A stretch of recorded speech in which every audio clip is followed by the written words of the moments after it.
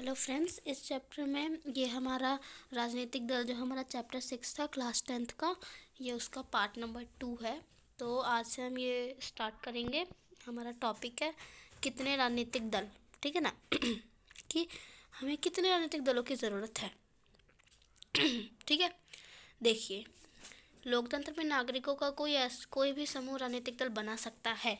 लोकतंत्र में, हमारे भारत में लोकतंत्र है, इसका मतलब कि कोई भी व्यक्ति राजनीतिक दल बना सकता है, उसे अधिकार। अब आप भी अगर चाहो ना तो मिलकर बना सकते हो राजनीतिक दल, ठीक है। और वर्तमान में एक बात बता दूं आपको, वर्तमान में 1000 से भी ज़्यादा राजनीतिक दल मौजूद है, ठीक है। वर्तमान में 1000 से भी ज़्यादा राजनीतिक दल मौजूद है। देखो, ये आप इसको पढ़ लेना, इसमें से कुछ, हाँ, यहाँ से हम स्टार्ट करते हैं। देखो, एक दलीय शासन व्यवस्था, देखो जो भी इम्पोर्टेंट पॉइंट है वो मैं आपको बता देती हूँ। एक दलीय शासन व्यवस्था वो शासन व्यवस्था होती है जिसमें एक ही दल का शासन हो, ठीक है, उसे हम कहते हैं एक दलीय शासन व्यवस्था। जिसका उदाहरण हमारा चीन है। चीन में एक दलीय शासन व्यवस्था है, मतलब जो सिर्फ कम्युनिस्ट पार्टी है यही शासन चलाती है, और भी लोगों को राजनीतिक दल बनाने का अधिकार है, ठीक है ना। और भी लोगों को राजनीतिक दल बनाने का आज़ादी है, लेकिन क्या होता है कि जो चुनावी प्रणाली है वहाँ पे जो है एक ही पार्टी जो है लड़ सकती है चुनाव, ठीक है, लड़ सकती है। तो चुनाव पार्टी बनाने का कोई लाभ नहीं, जब वो कोई नया दल ही ना बन सके, है ना। तो पार्टी बनाने का कोई लाभ नहीं, इसीलिए हम एक दलीय व्यवस्था को अच्छा विकल्प नहीं मान सकते। इसीलिए हम एक दलीय व्यवस्था को अच्छा विकल्प नहीं मान सकते, क्योंकि भाई एक ही पार्टी शासन चलाएगी, पता नहीं आगे चल के कैसा शासन चलाए, है ना, पता नहीं आगे चलकर कैसा शासन चलाए। तो एक दलीय शासन व्यवस्था नहीं हो सकती। और एक दलीय शासन व्यवस्था कहाँ पर है? चीन में है इस टाइम, ठीक है ना। एक दलीय शासन व्यवस्था चीन में है। अब नेक्स्ट हमारा है कि द्विदलीय शासन व्यवस्था। दो दलीय शासन व्यवस्था, देखो किसी भी लोकतांत्रिक व्यवस्था में कम से कम दो दलों की राजनीतिक सत्ता।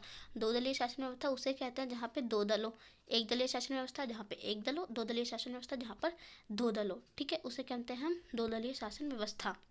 और इस दो दलीय शासन व्यवस्था में क्या होता है कि दो दल जो है, दो मुख्य दल ही बदलती रहती है, मतलब एक पार्टी आई फिर दूसरी पार्टी आई फिर एक पार्टी आई फिर दूसरी, ऐसा होता है, ठीक है। और जो जो भी पार्टी बहुमत लेकर जीतती है उसे ही सरकार बनानी होती है, ठीक है। तो सिर्फ दो ही दल बहुमत पाने और सरकार बनाने के प्रबल दावेदार होते हैं, मतलब दो ही दल जो है हर बार की तरह आते हैं। और इसके उदाहरण हमारे अमेरिका और ब्रिटेन है, ठीक है। ये हमारे किसके उदाहरण है? दो दलीय व्यवस्था के। एक दलीय व्यवस्था के उदाहरण थे चीन, और द्विदलीय व्यवस्था के उदाहरण है अमेरिका और ब्रिटेन। अब अनेक दल, मतलब जहाँ पे बहुत, अब तीसरा हमारा बहुदलीय है, जहाँ पे बहुत सारे बहुत सारे राजनीतिक दल बनते हैं और बहुमत से या फिर गठबंधन करके वो अपना जो दल है, जो शासन है, वो गठबंधन कर लेते हैं, दल बना लेते हैं, शासन दल बना लेते हैं और फिर शासन करते हैं। तो उसे हम कहते हैं बहुदलीय व्यवस्था। मतलब जब अनेक दल सत्ता की होड़ में दो दलों से ज़्यादा के लिए अपने दम पर दूसरों से गठबंधन करके अपने दम पर वो चाहे बहुमत जीते या फिर गठबंधन करे, बहुत सारे दलों के बीच में जब प्रतिस्पर्धा होती है, ठीक है, उसे कहते हैं बहुदलीय शासन व्यवस्था, ठीक है। भारत में बहुदल, इसका उदाहरण हमारा भारत है भाई। भारत में बहुदलीय शासन व्यवस्था है, ठीक है। इस व्यवस्था में कोई दल गठबंधन बनाकर भी सरकार बना सकता है। अब गठबंधन बनाकर कैसे बनाते हैं? देखो, ऐसा हुआ था 2004 में। 2004 में क्या हुआ था, जो राष्ट्रीय जनतांत्रिक संयुक्त प्रगतिशील गठबंधन और वाम मोर्चा, किसी को भी बहुमत नहीं मिला था, तो ये तीनों पार्टियों ने गठबंधन किया और उन्होंने सरकार बनाई थी। तो बहुदलीय शासन व्यवस्था मेरे ख्याल से बहुत अच्छी है जो हमारे भारत में है, क्योंकि इससे क्या होता है, लोगों को स्वतंत्रता होती है, विकल्प ज़्यादा होते हैं कि भाई हम किसी भी पार्टी को चुन सकते हैं। ऐसा नहीं है कि खाली एक ही पार्टी शासन करे या दो ही दलों के बीच में जो है सत्ता बदलती रहे, ठीक है ना, ऐसा कुछ भी नहीं है। तो हमारे लिए सबसे इसमें से बेहतर कौन सी होती है? सबसे बेहतर होती है बहुदलीय शासन व्यवस्था जो हमारे भारत में है। ओके, देखो, अब संभवतः सबसे अच्छा जवाब होगा कि कोई भी, बहुत अच्छा जवाब नहीं है, दलीय व्यवस्था का चुनाव करना किसी मुल्क के हाथ में नहीं है। मतलब कोई देश ये नहीं तय कर सकता कि हमारे देश में कितने दल होने, कौन सी दलीय व्यवस्था रखे। ये जो है एक लंबी प्रकृति, एक लंबी चलने वाली प्रक्रिया का जो परिणाम है। देखो, जो समाज की प्रकृति वहाँ की कैसी है, राजनीतिक विभाजन कैसा है, अगर, क्योंकि देखो हमारा भारत बहुत बड़ा है ना, इसलिए यहाँ पर बहुदलीय व्यवस्था भी रखी गई है जो हमारे भारत के बहुत ही अच्छी है। देखो, जैसे कि अगर भारत में बहुदलीय व्यवस्था है तो उसका कारण यह है कि दो तीन पार्टी इतने बड़े मुल्क की सारी सामाजिक और भौगोलिक विविधताओं को समेट पाने में अक्षम है। ठीक है, भारत बहुत बड़ा है, तो 2-3 पार्टियां जो है मिलकर अगर गठबंधन करती है, सरकार बनाती है, तो वो अच्छे से चल सकता है, क्योंकि उनका अलग अलग विचारधारा होगी। वो सब मिलेंगे, सबकी जो भी ज़रूरत है उनको समझेंगे, तो हमारा जो देश है अच्छे से चल पाएगा, अच्छे से चल पाएगा। तो बहुदलीय शासन व्यवस्था सबसे अच्छी होती है। ठीक है, ओके। नेक्स्ट हमारा देखो, ये डायग्राम बना रखा है आपका कनानावासी कायना आंकड़ों में। देखो यहाँ से हमारा आता है राष्ट्रीय दल, बहुत ही इम्पोर्टेंट है हमारा राष्ट्रीय दल। हम ज़्यादातर पूछा जाता है राष्ट्रीय दल के बारे में। देखो विश्व के जो भी चीज़ मैं अभी आपको अंडरलाइन कराऊंगी वो कर लेना, क्योंकि बहुत इंपॉर्टेंट है। तो विश्व के संघीय व्यवस्था वाले लोकतंत्रों में 2 तरह के राजनीतिक दल है। ठीक है, अब हमारे देश में राजनीतिक दल 2 तरह के होते हैं। एक तो राष्ट्रीय स्तर पर होते हैं, मतलब कि पूरे देश में, जैसे भाजपा हो गया आपका, ये पूरे राष्ट्रीय स्तर पर है ना। और कुछ होते हैं प्रांतीय स्तर पर। प्रांतीय स्तर पर मतलब क्षेत्रीय स्तर पर, जैसे किसी एक राज्य के लिए, विशेष क्षेत्र के लिए। लेकिन संघीय स्तर पर मतलब पूरे देश के लिए। ठीक है, और राष्ट्रीय दल का मतलब होता है पूरे देश के लिए। संघीय स्तर का भी यही मतलब होता है, मतलब पूरे देश के लिए। तो विश्व के संघीय व्यवस्था वाले लोकतंत्र में 2 तरह के राजनीतिक दल होते हैं। संघीय इकाइयों में से सिर्फ एक इकाई अस्तित्व में रखने वाला दल और अनेक संघ की सभी इकाइयों में अस्तित्व रखने वाला दल होता है। भारत में भी यही स्थिति है। कई पार्टी पूरे देश में फैली हुई है, हाँ जी, कई पार्टी बहुत फेमस है, पूरे देश में फैली हुई, लेकिन और उन्हें राष्ट्रीय पार्टी कहा जाता है, जो हमारे पूरे देश में फैली होती है, पूरे देश पर जिसका शासन होता है, उसे हम कहते हैं राष्ट्रीय दल। और इन दलों की विभिन्न राज्यों में इकाइयाँ हैं, पर कुल मिलाकर देखें तो ये सारी इकाइयाँ राष्ट्रीय स्तर पर तय होने वाली नीति, कार्यक्रम और रणनीति को मानती है। देश की हर पार्टी को निर्वाचन आयोग में अपना पंजीकरण कराना पड़ता है। अब अगर उसे चुनाव लड़ना है तो क्या करना पड़ेगा, उसे निर्वाचन आयोग में पंजीकरण कराना पड़ेगा। ठीक है, आयोग जो है वो सभी दल को समान मानता है। भाई आयोग के लिए कोई भी ऐसा नहीं है कि कोई दल मतलब हर बार जीत रहा है तो वो उसे ही ज़्यादा सपोर्ट करे, ऐसा कुछ नहीं होता है। और जो आयोग जो है, जो हमारा निर्वाचन आयोग होता है, ये सभी दलों को समान मानता है और कुछ जो स्थापित दलों को कुछ विशेष सुविधाएं देता है। मतलब कि कुछ जो दल हैं, राष्ट्रीय दल जिनको मान्यता प्राप्त होती है, उन्हें कुछ विशेष दल दर्जा प्राप्त होता है। अब इन्हें अलग चुनाव चिन्ह दिया जाता है, जिसका प्रयोग पार्टी का अधिकतर उम्मीदवार कर सकते हैं। मतलब इनको अलग ही तरह का चुनाव चिन्ह दिया जाता है, और इस विशेषाधिकार और अन्य लाभ को पाने के लिए पार्टी को मान्यता प्राप्त दल कहते हैं। देखो इम्पॉर्टेंट है कि जो भी दल विशेषाधिकार जिसे हमारी निर्वाचन आयोग देती है, उसे क्या कहते हैं, जो भी विशेषाधिकार या अन्य जो भी लाभ होते हैं उसे प्राप्त करने वाली पार्टियों को मान्यता प्राप्त दल कहते हैं। और चुनाव आयोग ने स्पष्ट नियम बताए हैं कि कोई दल कितने प्रतिशत वोट और सीटों को जीतकर मान्यता प्राप्त दल बन सकता है। मतलब कि मान्यता प्राप्त दल ऐसा नहीं कि एक बार बन गए तो वही रहेंगे। भाई अगर आप, उसकी एक शर्त है कि अगर आप ये शर्त मान लेते हो तो भाई आपको भी मान्यता प्राप्त दल बना दिया जाएगा। अब वो कौन सी शर्त है, कि जब कोई पार्टी राज्य विधानसभा में कुल वोटों का 6% से ज़्यादा हासिल करती है और 2 सीटों पर जीत दर्ज करती है, तो उसे भी मान्यता मिल जाती है। किस स्तर पर, राज्य के राजनीतिक दल के रूप में। ठीक है, और अगर कोई दल जो है लोकसभा चुनाव में कुल वोटों का, और या फिर 4 राज्य विधानसभा में पड़े कुल वोटों का हमारा 6% आपका वोट जो है हासिल करेगी और कम से कम 4 सीटों पर जीत दर्ज करती है, तो उसे राष्ट्रीय दल के रूप में हम मान्यता दे देते हैं। ठीक है, कब उन्हें हम प्रांतीय दल के रूप में मान्यता देते हैं, जब वो राज्यसभा के चुनावों में कम से कम 6% से ज़्यादा वोट और 2 सीटों पर जीत दर्ज करे, और और उसे हम राष्ट्रीय दल कब मानते हैं, जब वो लोकसभा के चुनावों में 6% से ज़्यादा वोट या फिर 4 सीटों पर जीत दर्ज करे। ठीक है, और इसी वर्ग के हिसाब से 2017 में जो है, ये आपका देखो अभी करंट में तो 8 है, लेकिन इस बुक में भी 6 ही है। तो इसके बाद ना मैं एक वीडियो बनाऊंगी 1 शॉट, जिसमें सारे इंपॉर्टेंट होंगे, तो उसमें वो भी वीडियो आप देख लेना, उसमें बहुत अच्छे से बताया गया होगा। ठीक है, इसमें तो मैं आपके एनसीईआरटी से पूरा पढ़ा रही हूँ। ठीक है, इसमें बहुत इंपॉर्टेंट चीज़ थी, ये भी आपको पढ़नी है। ठीक है, ऑल इंडिया तृणमूल कांग्रेस हमारा फर्स्ट क्या है, इसमें दे रखा है ऑल इंडिया तृणमूल कांग्रेस। ठीक है, ये हमारी फर्स्ट राष्ट्रीय दल है। इसके बारे में पढ़ते हैं, आइए। ये 1 जनवरी 1998 को ममता बनर्जी के नेतृत्व में बनी। ममता बनर्जी, ठीक है, ममता बनर्जी की सरकार अभी बनी हुई है हमारे बंगाल में।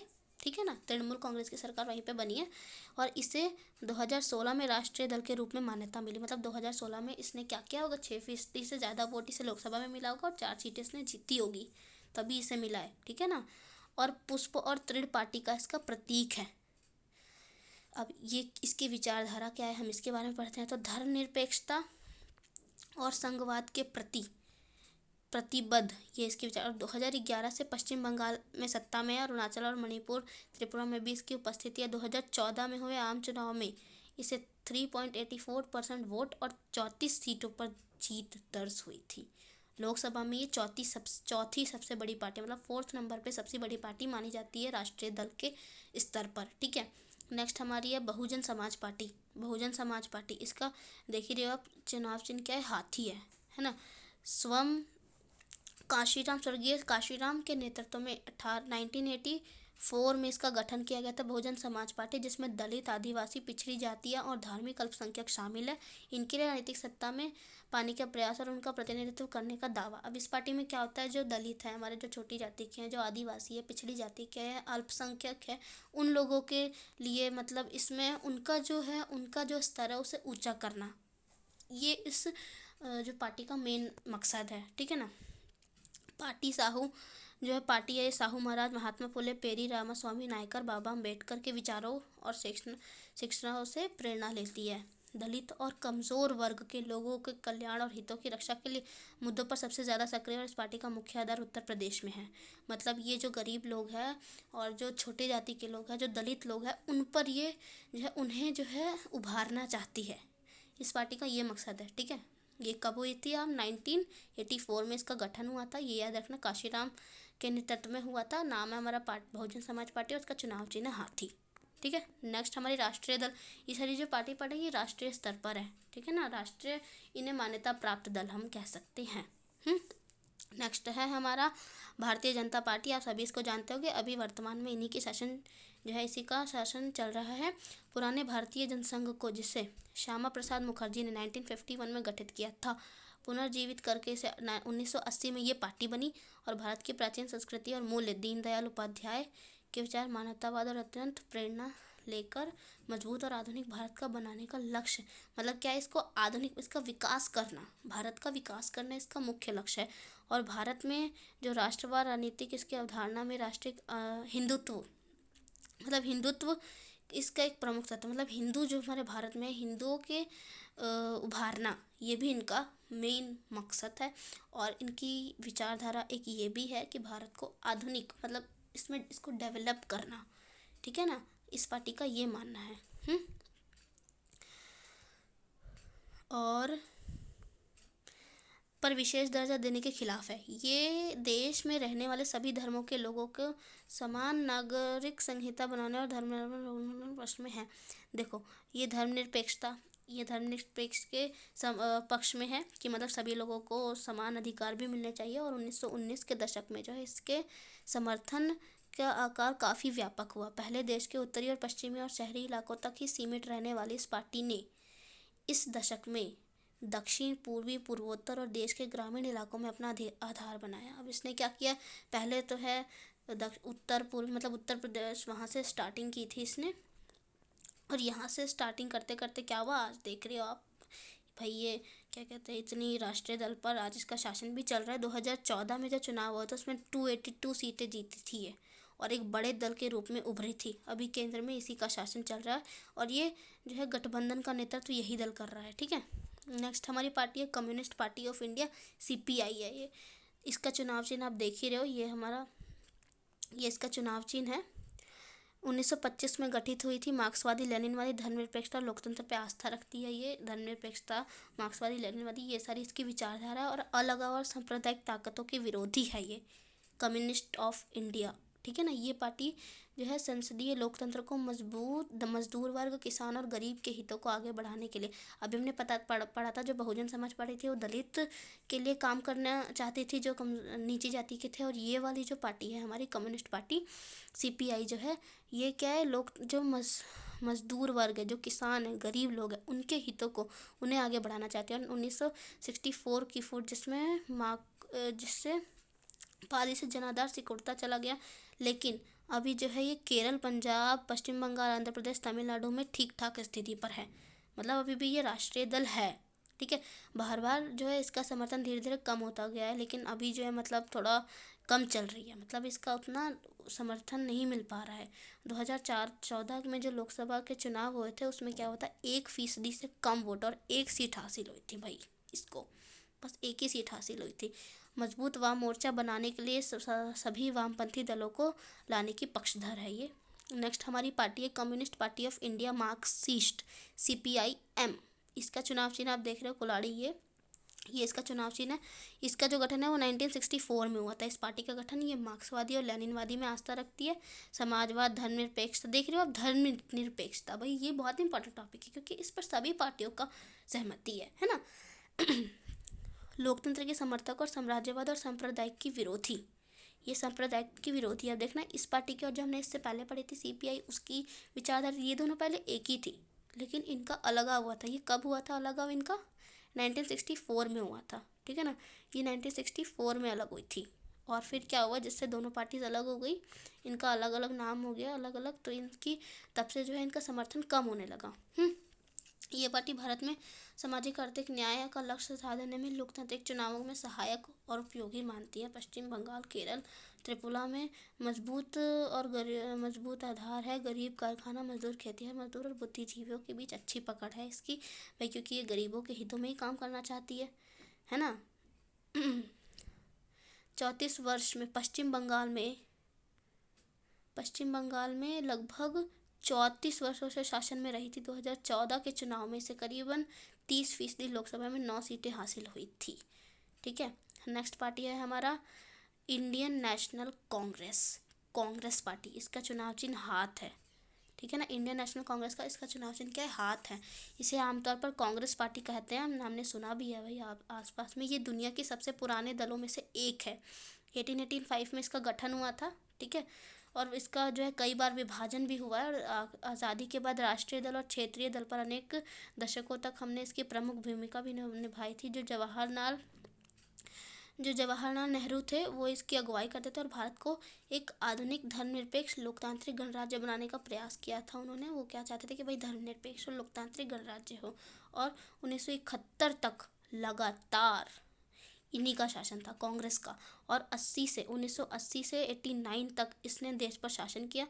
और 89 के बाद इस दल के जन समर्थन में कमी आई। 89 के बाद इसे कम समर्थन मिलने लगा था, पर अभी भी ये पूरे देश में समाज के सभी वर्गों में अपना आधार बनाए हुए हैं। मतलब अभी भी बहुत लोग हैं जो इन्हें चाहते हैं। और अपने वैचारिक रुझान में मध्यवर्गीय, न वामपंथी न दक्षिणपंथी, इस दल ने धर्मनिरपेक्षता और कमजोर वर्ग, अल्पसंख्यक समुदाय, इन सभी को मुख्य एजेंडा बनाया है। मतलब जो कांग्रेस पार्टी है, कमज़ोर वर्ग, इन सभी को साथ में लेकर चलना चाहती है, इसकी ये विचारधारा है। देखो, विचारधारा का मतलब होता है कि वो क्या सोच कर आई है। ठीक है, लोगों के लिए वो क्या करना चाहती है, इसे हम विचारधारा कहते हैं ना। तो इन सभी पार्टीज़ का अपना अपना अलग अलग विचारधारा है। आपको इन सभी विचारधाराओं को भी लर्न करना है। ये दल जो है नई आर्थिक नीतियों का समर्थक है, पर इस बात को लेकर भी सचेत है कि इन नीतियों का गरीब कमज़ोर पर बुरा असर ना पड़े। ठीक है, ये इसके लिए भी ये लोग सचेत रहते हैं। और 4 से 14 तक संयुक्त प्रगतिशील गठबंधन का नेतृत्व है। 2014 के लोकसभा चुनाव में ये पार्टी पराजित हुई थी, मतलब नहीं जीत पाई थी, और मुख्य विपक्षी दल के रूप में अभी है। ठीक है, अभी मुख्य विपक्षी दल के रूप में कौन सी पार्टी है? तो इंडियन नेशनल कांग्रेस। नेक्स्ट है हमारा नेशनलिस्ट कांग्रेस पार्टी में विभाजन, वो भी हमने पढ़ा कि बहुत सारे, इसमें भी कांग्रेस नाम है, मतलब ये विभाजन के बाद बनी हुई पार्टी है। इसका चुनाव चिन्ह आपका घड़ी है। इसका जो विभाजन है 1999 में ये पार्टी बनी थी। लोकतंत्र, गांधीवादी, धर्मनिरपेक्ष, समता, सामाजिक न्याय और संघवाद में आस्था रखती है। ये पार्टी सरकार के प्रमुख पदों को सिर्फ भारत में जन्मे नागरिकों के लिए आरक्षित करना चाहती है। इसलिए इसका विभाजन भी हुआ था, क्योंकि ये चाहती थी ना कि मतलब भारत में जन्मे जो नागरिक है उन्हीं को प्रमुख पद मिले और किसी भी व्यक्ति को ना मिले। तो इसीलिए इन दोनों पार्टीज़ में विभाजन हो गया था और ये दोनों अलग अलग पार्टीज़ बन गई। नेक्स्ट टॉपिक है हमारा क्षेत्रीय दल। देखो, क्षेत्रीय दल का मतलब होता है किसी विशेष क्षेत्र के लिए। ठीक है ना, जैसे कि अभी दिल्ली के लिए, या फिर उत्तर प्रदेश के लिए, या फिर किसी और छोटे, जैसे कि हमारा एक क्षेत्र के लिए होता है, उसे हम कहते हैं क्षेत्रीय दल। ठीक है, देखो इन 7 पार्टी के अलावा अन्य सभी जो दल है उन्हें राज्य दल के रूप में मान्यता दी जाती है और क्षेत्रीय दल कहा जाता है। जरूरी नहीं कि अपनी विचारधारा नजरिए में पार्टियां क्षेत्रीय ही हो, ठीक है, ऐसा कुछ नहीं होता है।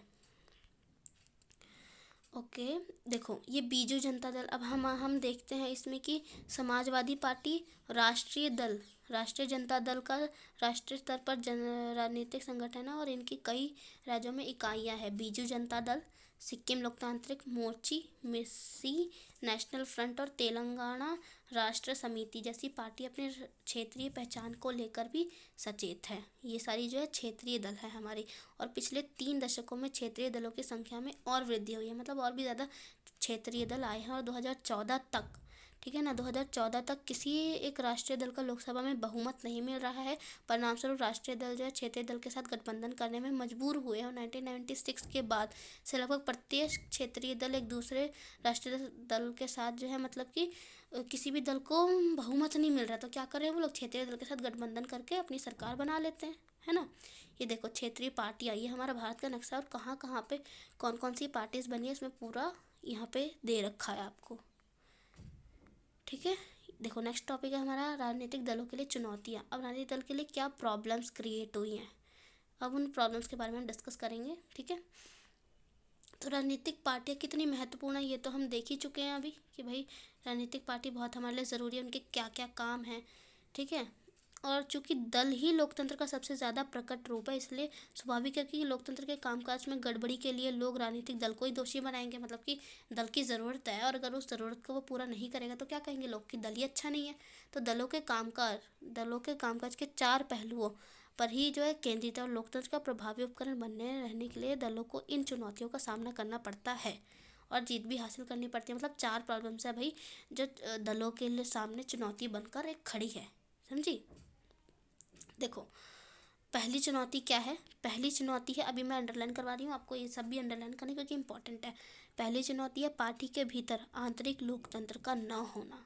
ऐसा है, इसका मतलब हुआ कि पार्टी ऊपर से तो देखने में लोगों द्वारा चुनी गई है, लेकिन अंदर के जितने भी फैसले वो बस एक मुख्य नेता ही ले रहा है। अंदर कोई लोगों का जो है समर्थन से नहीं काम हो रहा है, ठीक है। लोगों से सलाह नहीं ली जा रही है, बस नेता तुरंत चुन देता है जब, तो इसे हम कहते हैं कि भाई वो अंदर से टूट रही है, आंतरिक लोकतंत्र नहीं है अंदर उसके। तो ये उसके लिए पहली चुनौती है। आजकल यही होता है राजनीतिक दलों में। देखो सारी दुनिया में ये प्रवृत्ति बन गई है कि सारी ताकत या कुछ एक नेताओं के हाथ में सिमट गई है ना भाई। और पार्टियों के पास ना तो सदस्यों की खुली सूची होती है, मतलब वो नहीं देते हमें सूची। अगर हम उनसे बोले ना कि हमें ये तुमने दिया है, जो भी तुमने कार्यक्रम चलाया उसके हमें डिटेल दो, अगर कोई प्रतिनिधि पूछता है नेता से तो ऐसा वो नहीं देते नेता, तो वो कुछ नहीं कर सकता। अगर उसने कुछ कहा तो क्या होगा कि उसे उसके पद से हटा दिया जाएगा, क्योंकि भाई नेता तो प्रभावशाली है, ताकतवर है, वो तो कुछ भी कर सकता है ना। फर्स्ट प्रॉब्लम तो यही होती है। और उसके पास नेताओं से जुड़कर प्रभाव को प्रभावित करने की ताकत होती है, ना ही कोई माध्यम। भाई वो जो नेता वो कैसे अपनी बात कहे किसी से, ठीक है। देखो पार्टी के सिद्धांत और नीतियों की निष्ठा की जगह नेता ही निष्ठा ज़्यादा महत्वपूर्ण बन जाता है। मतलब कि नेता किसी से पूछता नहीं है, वो डायरेक्टली फैसला ले लेता है। तो ये अंदर जो है लोकतंत्र कमज़ोर हो रहा है, ये इसकी पहली प्रॉब्लम है। तो आप इसे ऐसे लिख सकते हैं कि लोकतंत्र में आंतरिक लोकतंत्र का जो है अभाव होना राजनीतिक दल में, ठीक है ना। और दूसरी चुनौती क्या बनी है हमारी, दूसरी चुनौती पहली चुनौती से जुड़ी हुई है, वंशवाद की चुनौती। मतलब कि क्या हुआ, देखो वंशवाद की चुनौती में होता है कि अब जैसे एक अभी राजनीतिक दल में नेता चल रहा है, ठीक है ना, उसके बाद उसके पद पर उसी के परिवार का कोई सदस्य आ जाए, ठीक है ना, या फिर उसी की संतान या उसी के बेटे बेटी वो उसकी पद पर आ जाए, इसे कहते हैं हम वंशवाद। फिर उसका बेटा फिर वही उसका पद ले ले, फिर उसके बच्चे हुए फिर वो उसके पद ले ले उसकी, या फिर उसके भी कोई भी परिवार का सदस्य जो है उसका पद ले ले। ऐसे क्या होता है कि जो हमारे पार्टी में और भी जो नेता होते हैं और भी जो नीचे स्तर के जो लोग होते हैं उन्हें उभरने का मौका नहीं मिल पाता है, वो आगे नहीं बढ़ पाते हैं। और क्या पता जो उसके परिवार के सदस्य उन्हें राजनीतिक दल की उन्हें राजनीति के बारे में अच्छे से ना पता हो तो वो गलत फैसले भी ले सकते हैं। तो इसलिए जो वंशवाद है ना वो अच्छा नहीं है, ये एक चुनौती है हमारे लिए, इसे दूर करना बहुत ज़रूरी है, ठीक है।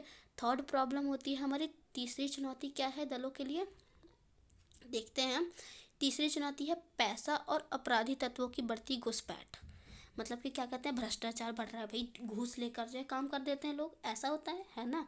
क्योंकि पार्टियों की सारी चिंता चुनाव जीतने की होती है, मतलब जब चुनाव आता है तो क्या हर पार्टी चाहती है मैं जीत जाऊँ, तो इसके लिए वो नाजायज़ तरीका, वो ये नहीं देखते कि मेरा तरीका सही है, मेरा तरीका या गलत है, वो बस कुछ भी करके, मान लो पैसे देकर, है ना, मोबाइल्स देकर, कुछ भी लालच देकर जो है क्या करती है, अमीर जो वो है चुनाव को जीतने की कोशिश करती है, ऐसा करती है वो, है ना। तो क्या होता है कि दुनिया भर में लोकतंत्र के समर्थक लोकतांत्रिक राजनीति में अमीर लोगों और बड़ी कंपनियों की भूमिका को लेकर चिंतित है। मतलब कि अगर ऐसे ही चलता रहा, लोगों को अगर राजनेता लालच देते रहे, है ना भाई, लोग क्या है, गलत शासक चुन लेंगे, है ना। तो ये हमारे देश के लिए एक चुनौती, एक राजनीतिक दल के लिए चुनौती है। चौथी चुनौती देखो, चौथी चुनौती है विकल्पहीनता की स्थिति। विकल्पहीनता का मतलब होता है कि हमारे पास ऑप्शंस नहीं है। अब हर बार है एक ही पार्टी आ रही है ना, तो क्या होगा कि हम देखेंगे अरे ऑप्शंस ही नहीं है हमारे पास। तो देखो, सार्थक विकल्प का मतलब होता है कि विभिन्न पार्टियों की नीति और कार्यक्रम में महत्वपूर्ण अंतर होना चाहिए।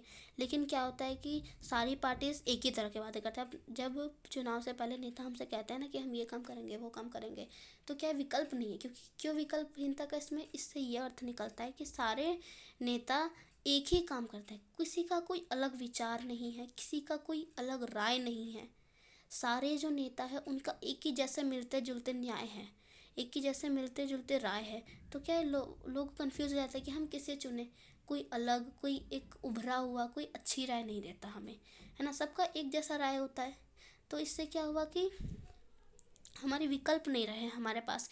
एक ही वादे कि भाई हम अच्छी बिजली कर देंगे, अच्छी बिजली कर देंगे, स्कूल खुलवा देंगे, ये कर देंगे। कोई अलग राय होती अगर, विकल्पहीनता, भाई हमारे पास विकल्प ज़्यादा नहीं रह गए हैं अब, है ना। ये हमारे राजनीतिक दल के लिए एक बहुत ही बड़ी समस्या बनकर उभरी है। दलों को कैसे सुधारा जा सकता है, तो ये हमारा नेक्स्ट टॉपिक है कि दलों को कैसे सुधारा जाए। अभी मैंने बताया कि भाई कौन कौन सी दलों के लिए चुनौतियाँ है, वंशवाद है, आंतरिक जो है लोकतंत्र का अभाव है, और भी बहुत सारी चुनौतियाँ जो थी, वंश और भी थी, ठीक है ना। तो अब उन्हें हम कैसे सुधारें, है ना। अब हम वो पढ़ेंगे कि कैसे सुधारा जाए। तो देखो, इन चुनौतियों का सामना करने के लिए ज़रूरी है कि राजनीतिक दलों में सुधार हो। भाई ये चुनौतियाँ का सामना कैसे करेंगे, जब हम इसमें सुधार करें, राजनीतिक दलों में सुधार करें। तो देखो, सुधार के इसमें कुछ टिप्स दिए हुए हैं, आप इनको अंडरलाइन कर लो अभी, कि विधायकों और सांसद को दल बदल करने से रोकने के लिए संविधान में संशोधन किया गया। मतलब कि जो लोग दल बदल कर लेते हैं, मतलब एक पार्टी से दूसरी पार्टी में चले जाते हैं, तो इसके लिए संविधान में संशोधन किया जाए। निर्वाचित प्रतिनिधि के मंत्री पद या पैसे के लोभ में दल बदल करने में आई तेजी से ऐसा हुआ कि क्या होता था पहले कि लोग दल बदल कर लेते थे, लेकिन अब ऐसा कर दिया गया है कि अगर वो दल बदल करते हैं, मतलब एक दल को छोड़कर दूसरे दल में जाते हैं, तो उन्हें अपनी सीट भी गंवानी होगी, ऐसा कर दिया है, ठीक है ना। तो ये एक सुधार का एक तकनीक जो है अपनाई गई है, संविधान में संशोधन किया गया है। दूसरी क्या है कि जो आंतरिक कामकाज को व्यवस्थित करने के लिए कानून बनाया जाना चाहिए, कि जो भी आंतरिक कामकाज है उसे व्यवस्थित किया जाए, उसका रिकॉर्ड रखा जाए, ठीक है। और सभी दल जो है अपने सदस्यों की सूची रखे कि भाई उसके में कितने लोग हैं, उन सभी से जो है सलाह लेकर कोई भी फैसला ले। खुला चुनाव कराना जाना चाहिए, अनिवार्य कर दिया गया है कि मतलब समय समय पर बैठकें हुई, है ना, लोग अपनी अपनी राय दे। ये सारी जो चीज़ें हैं ये अनिवार्य कर दी गई है। राजनीतिक दल जो है महिलाओं को एक खास न्यूनतम अनुपात, यानी 1/3 की टिकटें ज़रूर दे, ठीक है ना। ये भी एक सुधार है कि क्या भाई, देखोगे आप राजनीतिक दल में महिलाओं की संख्या बहुत कम है, महिलाओं की संख्या बहुत कम है। तो क्या है कि भाई इसलिए राजनीतिक दल में सुधार किया गया कि 1/3 जो सीटें हैं वो महिलाओं के लिए आरक्षित कर देनी चाहिए, ठीक है। देखो यहाँ पे ये पॉइंट छूट गया था मेरे ख्याल से, शपथ पत्र वाला, लेकिन इसे हम पढ़ लेते हैं। देखो एग्जाम में आप आगे पीछे लिखोगे ना तो चल जाएगा, लेकिन आपको बस सही लिखना है। देखो नेक्स्ट जो हमारा नेक्स्ट है हमारा कि उच्चतम न्यायालय ने पैसे और अपराधी का प्रभाव कम करने के लिए एक आदेश जारी किया। मतलब कि लोग क्या करते हैं, अपराधी होते हैं वो चले जाते हैं, भाई हमें कैसे, सरकार को कैसे पता चलेगा कि उसने पहले कोई जुर्म नहीं किया, है ना, या फिर उसकी क्या बायोडाटा उसका क्या है। तो उसके लिए क्या उसने शपथ पत्र का उसने नया नियम चलाया कि भाई जो भी अगर जा रहा है राजनीतिक दल में शामिल हो रहा है तो उसे एक शपथ पत्र लिख कर देना पड़ेगा, ठीक है ना। शपथ पत्र लिख कर देना होगा। देखो यहाँ से आप अंडरलाइन कर लो कि इस आदेश के द्वारा चुनाव लड़ने वाले हर उम्मीदवार को अपनी संपत्ति और अपने खिलाफ चल रहे आपराधिक मामलों का ब्यौरा शपथ पत्र के माध्यम से देना अनिवार्य कर दिया गया है, ठीक है। ये इसको आप अंडरलाइन कर लो अपने उसमें। नेक्स्ट है हमारा चुनाव आयोग ने एक आदेश के जरिए सभी दलों के लिए सांगठनिक चुनाव कराना और आयकर रिटर्न भरना जरूरी कर दिया है। चुनाव में क्या होता है, लोग बहुत ज़्यादा खर्चा कर देते हैं, है ना, बहुत ज़्यादा खर्चा कर देते हैं। लेकिन अब ऐसा नहीं है, अब क्या है उसे बिल्कुल कंट्रोल में होकर खर्च करना है। और जो भी चुनाव जो है सांगठनिक मतलब नियमित रूप से होते रहने चाहिए। ऐसा नहीं है, क्योंकि क्या होता था कि भाई चुनाव होते ही नहीं थे, नेता खुद ही फैसले कर देते थे, जो बैठकें होती थी वो भी नहीं होती थी। तो दलों ने ऐसा करना भी शुरू कर दिया है कि कई बार ऐसा सिर्फ खाना पूरी के लिए होता है। अभी यह बात देखो स्पष्ट नहीं की गई है। मतलब कि देखो चुनाव आयोग ने एक आदेश के जरिए सभी दलों के लिए संगठनिक चुनाव कराना और आयटन रिटर्न भरना जरूरी कर दिया है। मतलब कि सभी को अगर चुनाव लड़ रहे हैं तो उन्हें आयटन रिटर्न भरना पड़ेगा। चुनाव का खर्च सरकार उठाए, ये बहुत ही अच्छा टॉपिक है। क्या होता है, चुनाव होते हैं तो जो राजनीतिक दल है बहुत ज़्यादा खर्चे कर देते हैं, बहुत खर्च कर देते हैं, करोड़ों मतलब अरबों खरबों रुपए, मतलब बहुत खर्च होता है चुनाव में, आप तो देखते ही हो। तो क्या होता है भाई, अगर चुनाव के खर्च सरकार उठाएगी, है ना, तो क्या होगा, इससे जो हमारे चुनावी जो हमारा पैसा है हमारे भारत का, हमारे देश का, वो बचेगा। तो देखो किस तरह से वो सरकार चुनाव दलों को लड़ने के लिए धन दे सकती है, मदद कर सकती है, पेट्रोल, कागज़, फ़ोन, इन सारी चीज़ों से उसकी हेल्प कर सकती है। और राजनीतिक दलों ने अभी तक इन सुझावों को माना नहीं है, ठीक है ना। देखो अभी तक इन्हें उन्होंने माना नहीं है राजनीतिक दलों ने, क्यों, लेकिन इनसे सुधार हो सकता है अगर इसके लिए अगर वो इन सारी चीज़ों को अपनाते हैं तो राजनीतिक दलों में सुधार हो सकता है। लेकिन अभी तक उन्होंने माना नहीं है। देखो दलों को ज़रूरत से ज़्यादा नियम जकड़ना नुकसानदेह भी हो सकता है। मतलब अगर हम उन्हें पूरे नियमों में बांध देंगे तो वो भी सही नहीं है हमारे लिए, है ना। उन्हें जो है बिल्कुल ठीक नियम होने चाहिए, ज़्यादा उनके ऊपर प्रेशर भी नहीं देना है हमें। देखो दो और तरीके हैं जिनसे राजनीतिक दलों को सुधारा जा सकता है। पहला तरीका कि राजनीतिक दलों पर लोगों द्वारा दबाव बनाना, ये चिट्ठियाँ, लेखन, प्रचार, इन सब से, इनको अंडरलाइन कर लेना आप, इन सब से होता है। देखो दबाव समूह मतलब कि एक तो हम सरकार, जो लोग हैं वो सरकार पर दबाव बनाकर आंदोलन, मीडिया के द्वारा भी जो है अपनी बात मनवा सकते हैं, तो ये भी करना ज़रूरी है। इससे भी क्या होगा, जो राजनीतिक दल के दो नेता है वो लोगों के दबाव में आकर जो उनके मांगे हैं उनको पूरी करेंगे, है ना, ऐसा होता है। और जो सुधार का दूसरा तरीका है वो है कि सुधार की इच्छा रखने वाला, मतलब जो भी व्यक्ति चाहता है कि ये सुधार हो तो वो राजनीतिक दल में शामिल हो जाए, है ना। वो राजनीतिक दल में शामिल हो, अपनी विचारधारा को प्रकट करे और फिर जो है उसी के उसमें शामिल हो जाएगा। तो क्या होगा, भागीदारी से जो है लोगों की गुणवत्ता, लोकतंत्र की गुणवत्ता में लोगों की भागीदारी ज़्यादा होगी। अगर आम नागरिक खुद ही राजनीतिक दल में हिस्सा न लेकर बाहर से ही बातें करते रहे तो सुधार नहीं हो सकता। अगर वो उसमें मिल जाएगा, वो उसमें शामिल हो जाएगा तो जो है बेहतर ढंग से राजनीति चलाई जा सकती है ना। तो देखो ये चैप्टर हमारा यहीं पे फिनिश हो जाता है। इसमें हमने राजनीतिक दल के बारे में ही ये पूरा चैप्टर है कि भाई राजनीतिक दल, अभी तक देखो इससे पहले भी वीडियो बनाई थी मैंने, और अब ये जो चैप्टर है हमारा कंप्लीट हो गया कि राजनीतिक दल क्या होते हैं, इसका अर्थ क्या होता है, इसके कार्य क्या होते हैं, कौन सी चुनौतियां हैं और उनका कैसे सुधार किया जाए, राष्ट्रीय दल क्या होते हैं और प्रांतीय दल क्या होते हैं, ये सब मैंने बता दिया है। इसके बाद मैं अगर आप मतलब चाहते हैं कि मैं एक वन शॉट वीडियो और डालूँ तो आप कमेंट में मतलब लिख दीजिएगा, मैं एक वन शॉट वीडियो डाल दूँगी जिससे आपको और भी अच्छे से समझ आ जाएगा। अगर कोई डाउट है तो कमेंट में पूछ लेना, मैं उसका रिप्लाई ज़रूर करूँगी, ठीक है। अगर आपको मेरी वीडियो अच्छी लगी तो प्लीज़ लाइक ज़रूर करिएगा, और मैं और भी वीडियोस डालूँगी और भी चैप्टर्स के, तो हमारे चैनल को सब्सक्राइब भी कर दीजिएगा। Thank you, have a nice day.